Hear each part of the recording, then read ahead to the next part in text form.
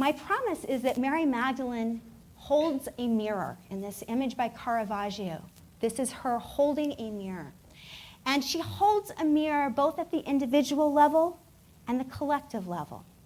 In workshops for churches and retreats for the past 10 years, I've had people do exercises where they choose an image of Mary Magdalene and write and journal and dialogue with it.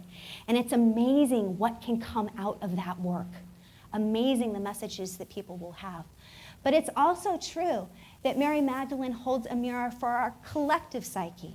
And part of her story is that whatever we try to push away, to cut off, she ends up somehow carrying that. So for example, in the time of Christianity, where the body was starting to be dismissed as evil, and sexuality was seen as a pathway that would lead you to damnation, it's so interesting that at that very moment, Mary Magdalene starts to take on the attributes of the sexual sinner, of the repentant whore, of the prostitute. During the Age of Reason, when what was celebrated was the intellect and the mind, she becomes the deeply emotional, hysterical woman. During our own time, that's been a time of scientific skepticism, she is a figure who has embodied mysticism.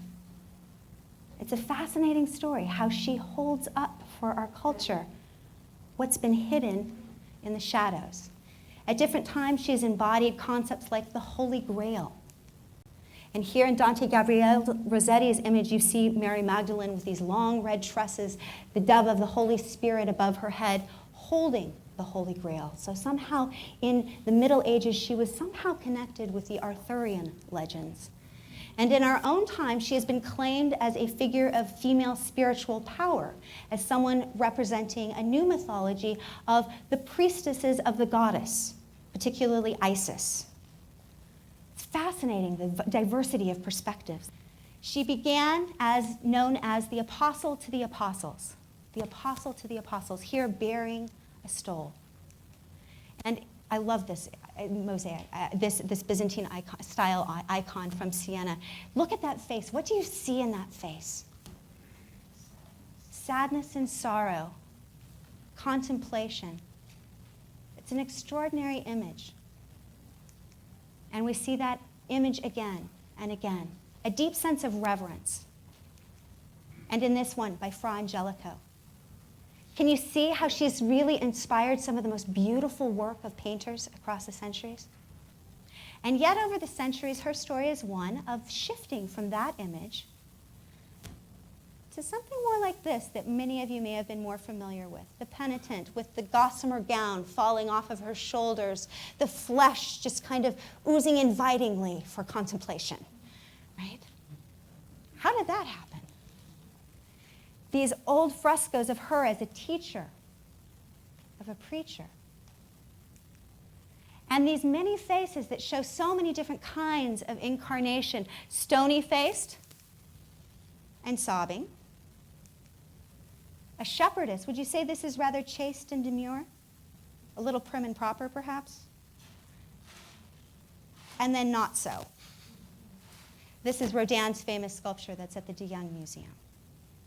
I don't know of a single other woman in all of history who can hold the radical, extraordinary diversity that this one woman has in art. So for this next part of our time together, we're going to be looking at some historical views of Mary Magdalene, and then we'll have a break. And after the break, we'll be looking then at how those views come together to weave the tapestry that is Mark Adamo's opera. In the New Testament, the canon of Matthew, Mark, Luke, and John, there are 12 references to Mary Magdalene by name. 12. It's not a lot, and yet it's more than any other woman in the New Testament. More than the Virgin Mary, which is very surprising for many people. And they paint a very particular, specific, consistent picture. The first reference we have is in the Gospel of Luke, in which Mary Magdalene is one of many women who is assisting with Jesus' ministry. She is a disciple, a follower. It says that Jesus traveled about from one village to another, and there were many women, including Mary Magdalene, who were helping him and helping support them out of their own means. From this, we get an inference that she may have been a very wealthy woman, and that comes to play, I think, quite nicely in Mark Adamo's opera. So that's our Mary Magdalene. That's our gospel, Mary Magdalene. That triptych of images.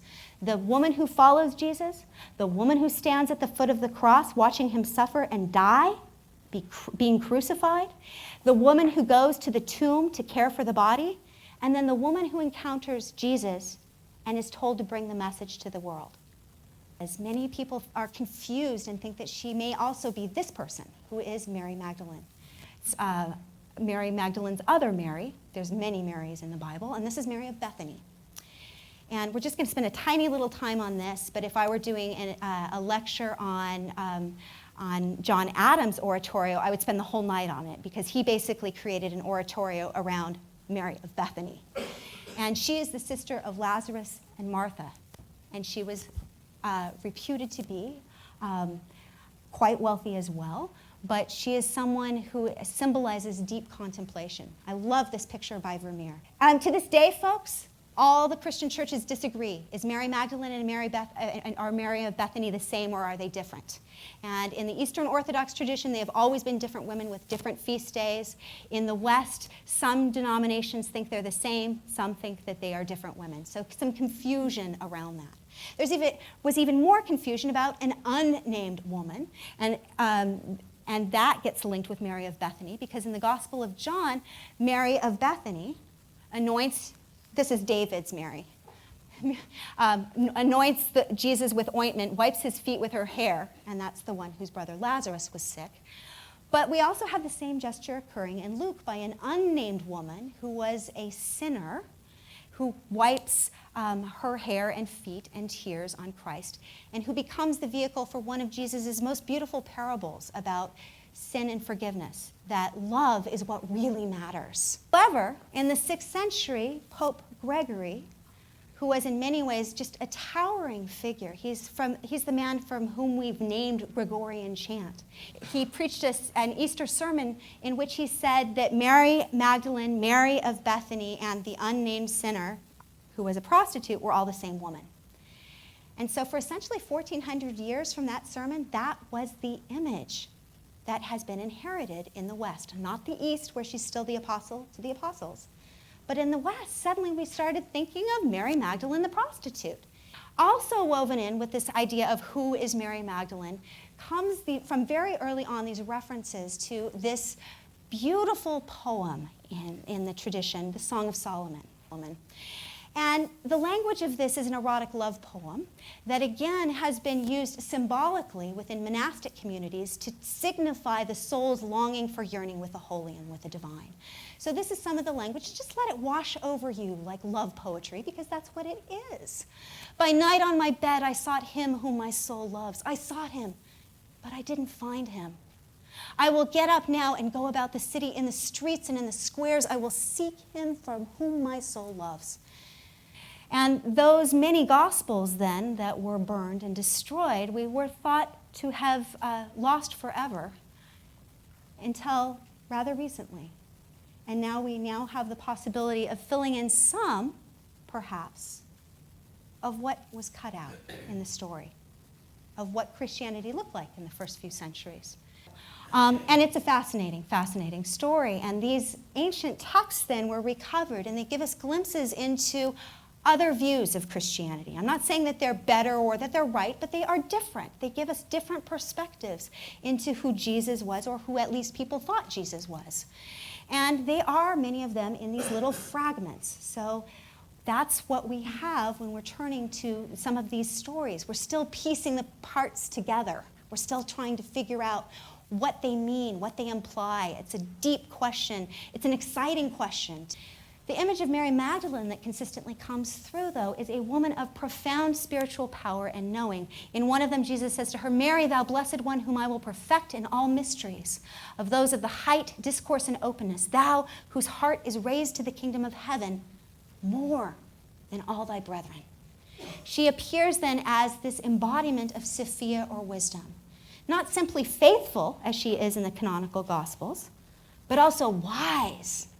Not just dedicated and loyal, but someone who has profound spiritual insight, who is able to teach and understand better than any other disciple what Jesus' true intentions are. Now, the Gospel of Mary Magdalene, which is what our opera is partially based on, has some ideas then that are quite different from some of the Orthodox Christian teaching, in the sense that the emphasis on this, as well as on things like Gospel of Thomas, is not about following authority, but about listening to the depths of your own heart. About listening to the depths of your own heart. And some of what comes through this are these teachings that some people feel actually reflect kind of an Eastern-oriented theology or philosophy like this. Attachment to matter is what gives rise to a passion against nature. And trouble arises in your body, and this is why I tell you, be in harmony. If you are out of balance, take inspiration from the manifestation of your true nature. Those who have ears to hear, let them hear. And then further along in the passage, after saying this, the Blessed One greeted them all, saying, "Peace be with you. May my peace be upon you and be fulfilled in you. Be vigilant. Allow no one to mislead you by saying, 'Here it is,' or 'There it is,' for it is within you that the Son of Man dwells." Another translation says, "It is within you that the kingdom of heaven is found." So the emphasis in the Gospel of Mary Magdalene is on your personal connection with the divine, of finding, in one set of words, finding the Christ that lives in your own heart, I would say, is the message of this particular gospel.